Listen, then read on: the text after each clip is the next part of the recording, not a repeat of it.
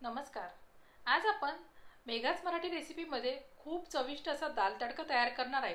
दाल तडका हा सगळ्यांनाच फार आवडतो आणि आपण हॉटेलमध्ये गेलो की दाल तडका हमखास घेतोच. पण आपण घरी करायला गेलो की तसा दाल तडका होतच नाही. माझंही सुरुवातीला असंच व्हायचं. त्यानंतर मी 1-2 रेसिपी बघितल्या आणि हॉटेलमध्ये गेल्यावर दाल तडका खाताना मी लक्ष दिलं की याच्यात नेमकं काय असतं. तर माझ्या लक्षात आलं की त्यात मुगाची डाळ सुद्धा टाकलेली असते. तर मी देखील 1 वाटी तुरीची आणि 1 वाटी मुगाची डाळ घेतली. ती स्वच्छ 2 पाण्याने धुवून घेतली. त्यात थोडंसं हळद आणि तेल टाकलं आणि 2 शिट्ट्या घेऊन छान शिजवून घेतली. आता आपली डाळ शिजलेली आहे. तर आपण इतर तयारी करून घेऊ. 7 ते 8 मी लसणाच्या पाकळ्या घेतल्या होत्या, त्या सोलून घेतल्या. त्या आता आपण बारीक कट करून घेऊ. लसूण हा छान बारीक बारीक कट करून घ्यायचा. तुम्ही ठेचून घेतला तरीही चालेल. त्यानंतर 1 इंच आल्याचा तुकडा घेतला, तो देखील मी छान बारीक कट करून घेत आहे. आला आणि लसूण सोबत ठेचून घेतलं तरीही छान चव येते, पण मी बारीक बारीक कट करून घेत आहे. त्यानंतर 4 ते 5 हिरव्या मिरच्या घेतल्या, त्या देखील मी बारीक कट करून घेत आहे. या हिरव्या मिरच्या थोड्या तिखट आहेत, याऐवजी तुम्ही मीडियम तिखटही घेऊ शकता. मिरच्या कट करून झालेल्या आहेत. त्यानंतर मी एक मध्यम आकाराचा कांदा घेतलेला आहे, तो देखील आपण कट करून घेऊ. आणि कांदा आणि टोमॅटो आपल्याला कट करून घ्यायचे, तोपर्यंत मी कढईचा गॅस चालू करत आहे. म्हणजे हे सगळं होईपर्यंत आपली कढई थोडीशी गरम होईल, म्हणजे आपला दाल तडका करायला जास्त वेळ लागणार नाही. आता कांदा छान बारीक कट करून घेतला आणि एक टोमॅटो देखील मी कट करून घेते. दाल तडका करताना मी गावरान टोमॅटो न वापरता वैशाली टोमॅटो वापरत आहे. म्हणजे आमच्या इथं तरी या टोमॅटोला वैशाली टोमॅटो असंच आम्ही म्हणतो. तुम्ही नेमकं या टोमॅटोला काय म्हणता हे कमेंट करून नक्की कळवा. हा टोमॅटो मी बारीक कट करून घेत आहे. त्यानंतर आता आपली कढई गरम झालेली आहे, तर आपण त्यात तेल टाकू आणि पुढची तयारी करू. हा दाल तडका व्हायला मला जास्तीत जास्त कुकर होण्यासाठी लागले 15 मिनटं आणि दाल तडका तयार करण्यासाठी लागले 10 मिनटं.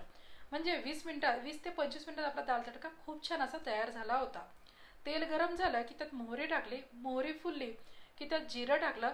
जिरं आणि मोहरी छान तडतडले की मग मी त्यात सगळ्यात सुरुवातीला लसूण कट केलेला होता तो टाकून घेतला आणि आलं कट करून घेतलं होतं ते देखील टाकून घेतलं. त्यानंतर हिरव्या मिरच्यांचे तुकडे टाकून घेतले. एक कढीपत्त्याची काडी मी घेतली होती, ती स्वच्छ धुवून घेतलेली आहे, ती देखील मी यात टाकून घेतली. आणि हे सगळं फ्राय झाल्यानंतर मी यात कांदा टाकला आणि तो फ्राय करून घेतला. बरं, कांदा फ्राय होतोय तोपर्यंत तुम्ही आपल्या रेसिपी चॅनलला आणखी लाईक, शेअर आणि सबस्क्राईब केलं नसेल तर नक्की करून घ्या. म्हणजे यापुढची रेसिपी तुम्हाला नक्कीच बघायला आवडतील असे मला वाटते. त्यानंतर एक टोमॅटो देखील कट करून घेतला होता, तो यात टाकून घेतला. तो छान स्मॅश करून घेतला. आणि आता आपण यात इतर मसाले देखील ॲड करणार आहोत. तर यामध्ये मी थोडीशी हळदी पावडर, थोडी धणे जिरे पूड, थोडंसं लाल तिखट आणि थोडासा गरम मसाला ॲड करत आहे. तुम्ही लाल तिखट नाही टाकलं तरीही चालेल, कारण की आपण तडका करणार आहे तेव्हा देखील आपण लाल तिखट ॲड करणार आहे. हे सगळं मिक्स करून घेतल्यावर मी यात थोडंसं पाणी टाकणार आहे. यात पाणी यासाठी टाकायचं की ते पाणी या मसाल्यांसोबत छान मिक्स होतं. त्याला छान उकळी काढून घेतली की मग आपण जी डाळ शिजवून घेतली आहे ती यात ॲड करायची. असं केल्यामुळे आपली डाळ खूप छान यात मिक्स होते. जर तुम्ही सुरुवातीला डाळ टाकली तर ती खाली बुडाला लागू शकते आणि ती पाहिजे तशी मसाल्यांसोबत मिक्सही होत नाही. सुरुवातीला पाणी टाकल्यामुळे डाळ मिक्स व्हायला मदत होते. आता आपण छान डाळ यात मिक्स करून घेऊ आणि याला छान दणदणीत अशी उकळी काढून घेऊ. आणि यात चवीनुसार आपण मीठ ॲड करायचं. मीठ आपण सगळ्यात शेवटी ॲड करतोय, कारण की डाळीचं प्रमाण पाहून आपल्याला मीठ ॲड करायचं होतं.